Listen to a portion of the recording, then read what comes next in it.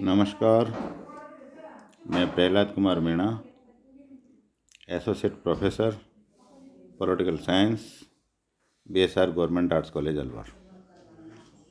इस e class में आप सभी का स्वागत। यह video B honours part 3 paper 9 पाश्चात्य राजनीतिक विचारक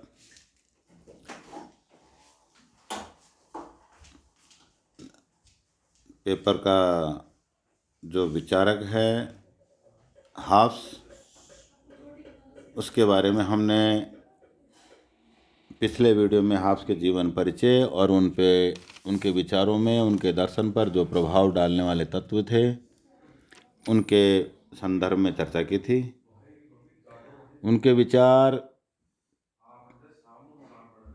या उनके राजनीतिक दर्शन में जो चीज़ें हैं या उनकी पुस्तक डी सीवे, लेवियाथन, डी कार्पोरे, होमिनी, कानून के तत्व, गृह युद्ध पर एक वार्ता आदि प्रमुख जो ग्रंथ उनके लिखे और उनमें जो राजनीतिक दर्शन जो देखने को मिलता है उन पर जो प्रभाव डालने वाले तत्व थे उनके बारे में पिछले वीडियो में हमने चर्चा की थी। एक बार पुनः उनको हम एक बार संक्षेप में जान लेते हैं कि उनके चिंतन पर, उनके राजनीतिक दर्शन पर जो प्रभाव डालने वाले जो तत्व थे उनमें पहला विज्ञान का विकास, दूसरा इंग्लैंड का गृह युद्ध, तीसरा विदेशी यात्राएं और अन्य लोगों के साथ, विद्वानों के साथ उनका संपर्क और ज्योमिति का प्रभाव। इस वीडियो में हम राजकीय उत्पत्ति का जो हाफस्लाक रूसो द्वारा सिद्धांत दिया गया है उसे सामाजिक समझौता सिद्धांत के नाम से जानते हैं। आज हम हाफ्स के सामाजिक समझौता सिद्धांत के बारे में इस वीडियो के माध्यम से चर्चा कर रहे हैं। हाफ्स की राजनीतिक विचारधारा में सर्वप्रथम स्थान उसके सामाजिक समझौते सिद्धांत का है। उसके सिद्धांत संबंधी या सामाजिक समझौता सिद्धांत संबंधी विचार उसके प्रसिद्ध ग्रंथ लेवियाथन में विस्तार से अंकित हैं। उसके सामाजिक समझौते संबंधी विचार इस प्रकार से हैं। सबसे पहले उन्होंने मानव स्वभाव के स्वरूप का चित्रण या स्वरूप को बताया है कि मानव का स्वभाव कैसा है। हाफ्स का मूल मंत्र स्वयं को पढ़ो है और वह इस बात पर जोर देता है कि राजनीतिक समाज का प्रत्येक अध्ययन मानव स्वभाव के चिंतन से प्रारंभ होना चाहिए।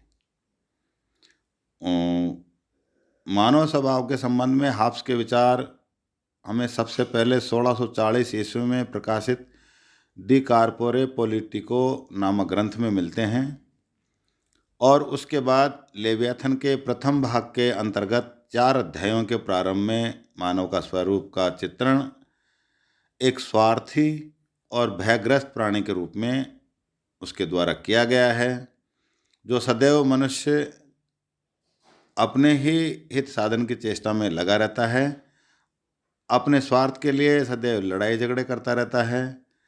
संक्षेप में 3 कारणों से मनुष्य में निरंतर संघर्ष चलता रहने की बात वो बताता है। प्रथम जो कारण बताया संघर्ष का या सदैव लड़ाई झगड़े का, वो है प्रतिद्वंद्विता, दूसरा है भय और तीसरा है कीर्ति पाने तथा उसे बढ़ाने की लालसा। इन 3 कारणों के कारण वो मानव स्वभाव का जो उन्होंने लेवियाथन और डी कार्पोरे पॉलिटिको अपने जो ग्रंथ हैं उनमें जो किया गया है उसमें उसको स्वार्थी, कपटी, लालची, झगड़ालू, इस तरह का जो मानव स्वभाव का स्वरूप और उसने चित्रण बताया है। नंबर 2, सामाजिक समझौता सिद्धांत के संदर्भ में जो उनका जो है वो प्राकृतिक अवस्था के बारे में बात करता है कि प्राकृतिक अवस्था किस प्रकार की रही है। हाफ्स राज की उत्पत्ति से पहले की स्थिति को प्राकृतिक दशा का नाम देता है। हाफ्स के अनुसार प्राकृतिक अवस्था लगातार संघर्ष या युद्धों के अतिरिक्त और कुछ हो ही नहीं सकती, जिसमें प्रत्येक व्यक्ति अपनी स्वार्थी प्रवृत्ति से प्रेरित होकर एक दूसरे से झगड़ता रहता था। हाफ्स की प्राकृतिक अवस्था सत्य ही सत्य है, माइट इज राइट की धारणा पर आधारित थी, और इसके अंतर्गत कोई भी जो कुछ भी ले सके और जितनी देर अपने पास रख सकने में समर्थ हो, जो जितनी देर उसको अपने पास रखने में समर्थ हो, वही उतने समय के लिए उसका स्वामी होता था। इस अवस्था में मनुष्य का जीवन दुखमयी होना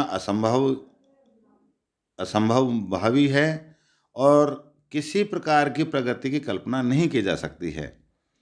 ऐसी दशा में उद्योग, संस्कृति, परिवहन, भवन निर्माण, ज्ञान, सम्मान, समाज आदि के लिए कोई स्थान ही नहीं होता तथा मनुष्य का जीवन एकाकी, दीन, अपवित्र, पाश्विक और क्षीण होता है। मनुष्य जीवन अवसादपूर्ण, गतिरोध में और निस्सार था। हर क्षण कच्चे धागे से लटकती नंगी तलवार सिर पर नाचती रहती थी। संक्षेप में हाफ्स द्वारा वर्णित प्राकृतिक अवस्था की 3 मुख्य विशेषताएं हाफ्स ने अपने ग्रंथों में बताई हैं। प्राकृतिक अवस्था में जो 3 मुख्य अवस्थाएं बताई हैं उनमें नंबर 1 है, इसमें नैतिकता का नितांत अभाव था तथा सत्य और सतत का कोई विचार नहीं था। नंबर 2, इसमें न्याय और अन्याय के विचार का अभाव था। और तीसरा है, इस अवस्था में व्यक्तिक संपत्ति का अभाव था, क्योंकि माइट इज राइट, जिसके पास शक्ति थी उसका सब कुछ था, और जितनी देर वो जिस चीज़ को अपने पास रख सकता था या प्राप्त कर सकता था वो उसका मालिक होता था, स्वामी होता था। समझौता सिद्धांत की जो तीसरी जो अवस्था बताई है वो प्राकृतिक अधिकार और प्राकृतिक कानून के रूप में हाफ्स ने अपने ग्रंथों में बताई है। हाफ्स के अनुसार प्राकृतिक अधिकार और प्राकृतिक कानून में बड़ा अंतर है। उसके मतानुसार प्राकृतिक अधिकार का अर्थ है प्रत्येक व्यक्ति को आत्मरक्षा हेतु आवश्यक समस्त कार्यों को करने की स्वतंत्रता है। प्राकृतिक कानून की कल्पना इससे अलग है। उसके द्वारा मनुष्य को ऐसे कार्य करने से रोका जाता है जो उसकी सबसे प्रबल इच्छा अर्थात प्राण रक्षा के लिए घातक हो। प्राकृतिक अधिकार से स्वतंत्रता का आभास होता है और प्राकृतिक कानून से दायित्व का।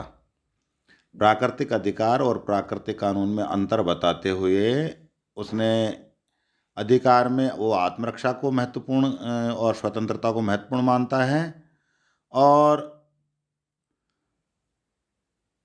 कानून प्राकृतिक कानून से अपने दायित्व को या कर्तव्य को महत्वपूर्ण मानता है।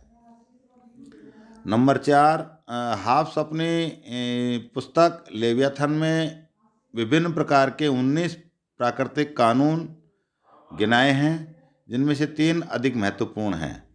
प्राकृतिक कानून की बात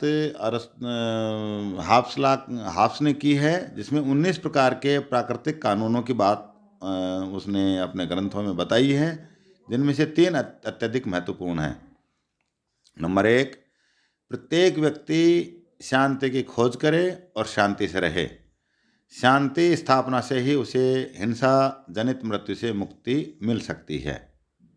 यानी कि प्रत्येक व्यक्ति शांति की खोज करे और शांति से रहे, और शांति स्थापना के लिए उसे हिंसा जनित मृत्यु से मुक्ति मिल सकती है। नंबर 2, सब मनुष्य अपने प्राकृतिक अधिकारों का परित्याग करें। इसके लिए यह आवश्यक है कि वह सार्वजनिक और पारस्परिक हों, अर्थात सब मनुष्य एक साथ अपने प्राकृतिक अधिकारों का परित्याग करें। और नंबर 3, जो प्राकृतिक कानून कहता है, मनुष्य अपने वचन का पालन करे, यदि मनुष्य अपने प्राकृतिक अधिकारों के परित्याग का वचन दे और फिर उसका पालन न करे तो शांति की खोज और स्थापना के समस्त प्रयत्न व्यर्थ हो जाएंगे। अतः हाफ्स के द्वारा दिए गए वचन के पालन पर जोर देता है और उसके अनुसार वचन का पालन करना ही न्याय का कार्य है। जो वचन भंग करता है वह अन्याय का दोषी होता है।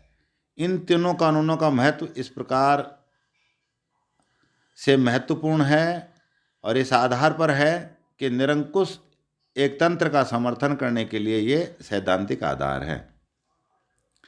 प्रथम, कानून के द्वारा शांति की स्थापना के लिए राजनीतिक व्यवस्था की अनिवार्यता को भी स्वीकार किया गया है। दूसरे कानून के द्वारा यह सिद्ध करने की चेष्टा की गई है कि राजा के विरुद्ध विद्रोह करने का अधिकार प्रजा को नहीं है। और तीसरे कानून के द्वारा हाफ्स ने यह सिद्ध किया है कि राजा या राज्य एक समझौता है जिसके उल्लंघन का प्रयास किसी को भी नहीं करना चाहिए। जो तीन प्राकृतिक कानूनों की बात की है, शांति की खोज करे, शांति से रहे।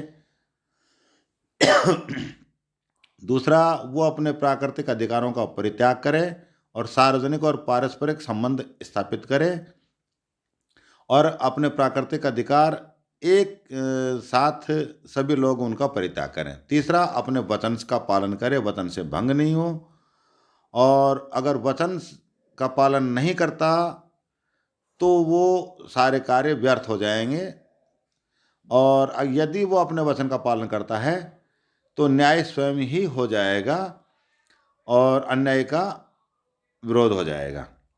और उसी प्रकार से वो इन तीनों कानूनों का महत्व राज्य की स्थापना के संदर्भ में उनको बताता है कि प्रथम कानून के द्वारा शांति की स्थापना के लिए राजनीतिक व्यवस्था की अनिवार्यता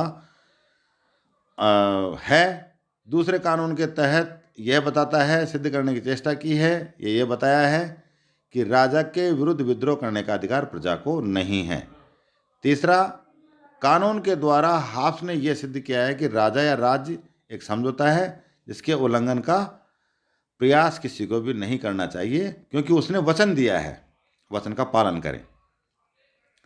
वेपर ने हाफ्स के प्राकृतिक कानून का यह निचोड़ निकाला कि एक मनुष्य को दूसरे के प्रति कोई ऐसा व्यवहार नहीं करना चाहिए जिसे अपने प्रति करना अरुचिकर प्रतीत होता हो।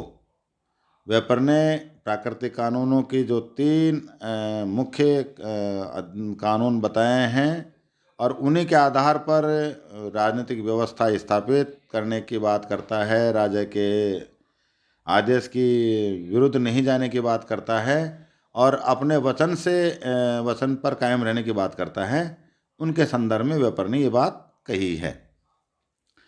चौथा, समझौते के कारण क्या क्या हो सकते हैं उनके बारे में चौथा जो सामाजिक समझौता सिद्धांत का चौथा जो तत्व है वो है समझौते के कारण।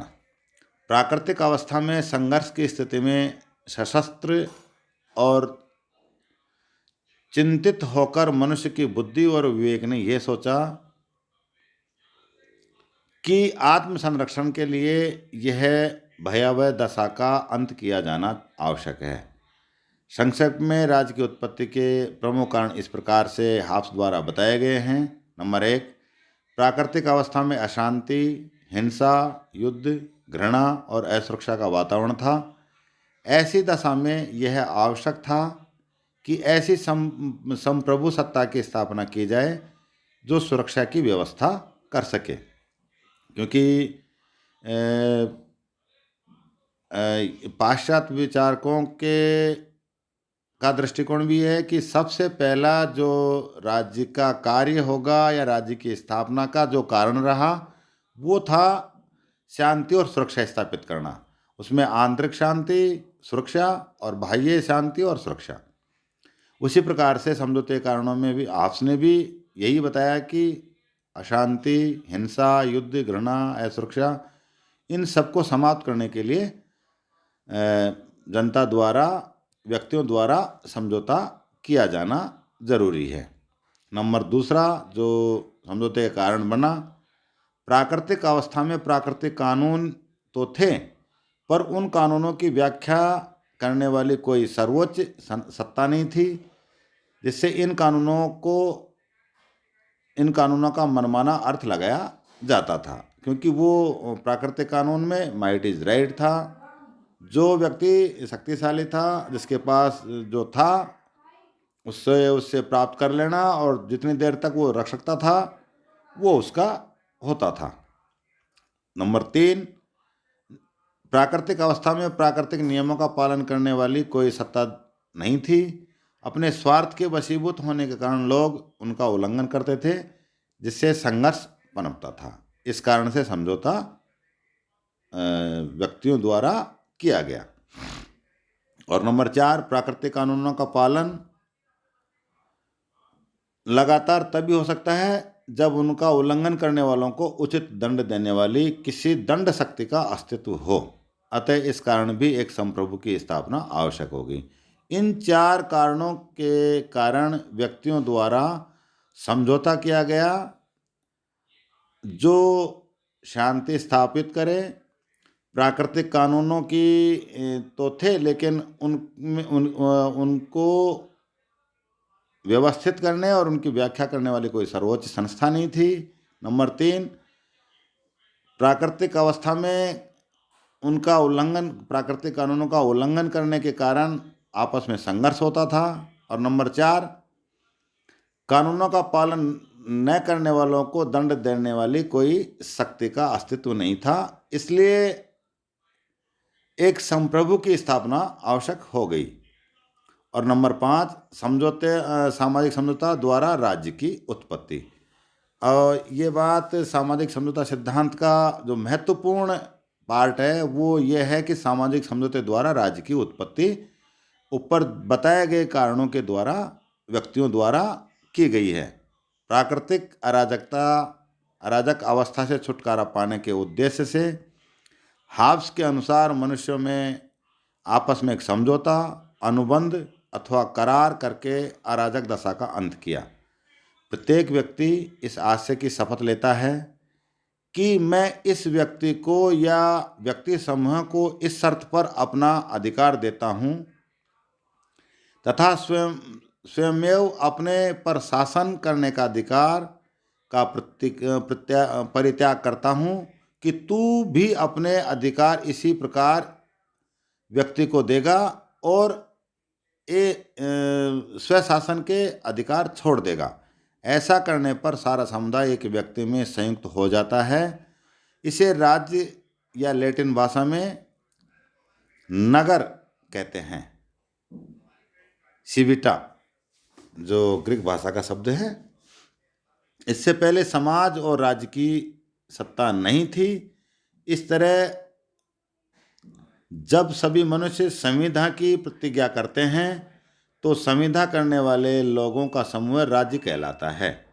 जिस व्यक्ति या व्यक्ति समूह को संविधा करने वाले मानव अधिकार सौंपते हैं वह दीर्घकाल लेवियाथन है, और वह जनता की शांति और प्रतिरक्षा के लिए पृथ्वी में मानवदेव की भांति माना गया है। और अंतिम सामाजिक समझौते का जो पॉइंट है कि राज्य का स्वरूप कैसा होगा। राज्य का स्वरूप क्या है? समझौता होने के बाद की अवस्था के बाद में कहता है कि राज्य का स्वरूप क्या हो।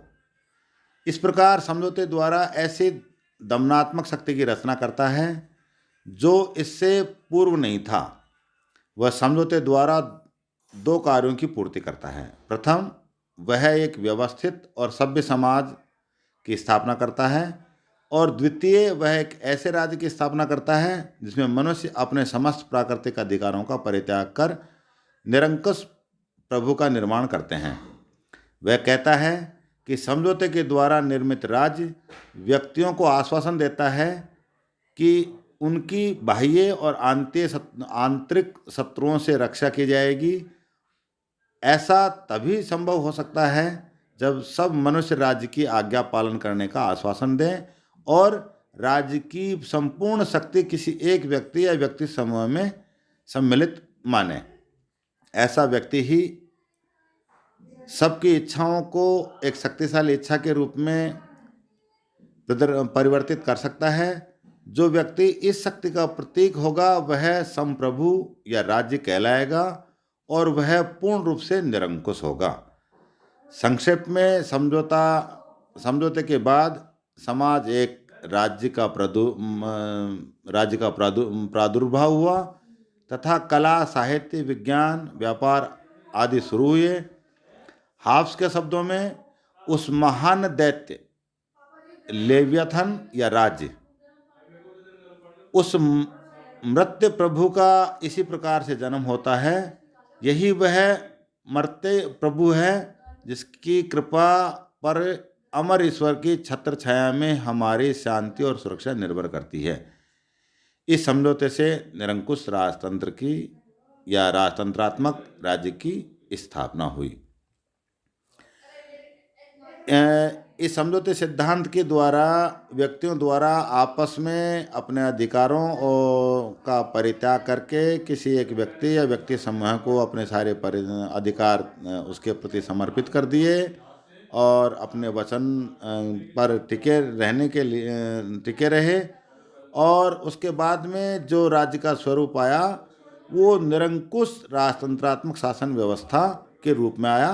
जो राज्य का स्वरूप हाब्स द्वारा बताया गया है वो निरंकुश राजतंत्रात्मक राज्य के रूप में बताया गया है। इस वीडियो में या क्लास में इतना ही। अगले वीडियो में हम हाब्स के दूसरे विचारों के बारे में जानेंगे। तब तक के लिए आपका धन्यवाद। घर में रहें, सुरक्षित रहें।